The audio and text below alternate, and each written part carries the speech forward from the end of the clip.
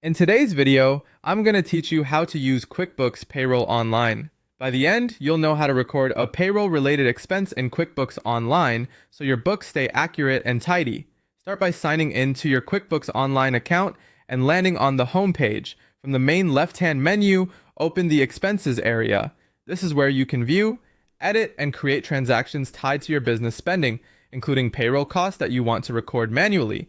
Next, open the expense you want to work with or start a new one if needed, then choose the appropriate payee. This could be an employee reimbursement, a contractor payment, or another payee tied to your payroll costs.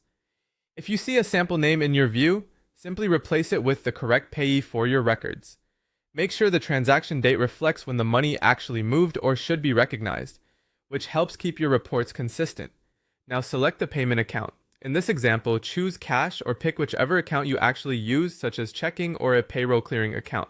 Matching the right bank or cash account ensures your register and reconciliations line up later. Move on to the details section and begin filling in the key fields. In the category field, choose payroll expenses. This routes the cost to your payroll expense account on the chart of accounts, which is important for accurate profit and loss reporting.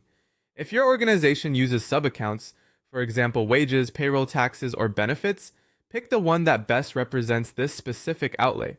Add a clear description so anyone reviewing your books understands what the expense covers. Enter the amount and any applicable tax settings based on your local requirements.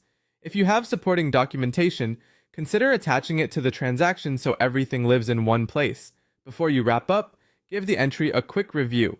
Confirm the payee, date, payment account, category, amount, and memo. If you need to make another similar entry, use the copy option. This duplicates the transaction so you can quickly update only the fields that change, like the amount or date, saving you time and preventing data entry mistakes across recurring payroll-related costs. When everything looks correct, choose Save and Close. That's it. Your payroll expense is now recorded, categorized, and ready to show up accurately in your reports. To recap, you opened expenses, selected the right payee and payment account, categorized the cost to payroll expenses, optionally used copy for efficiency, and saved your work. Follow this flow each time you need to record payroll-related spending, and your books will stay clean.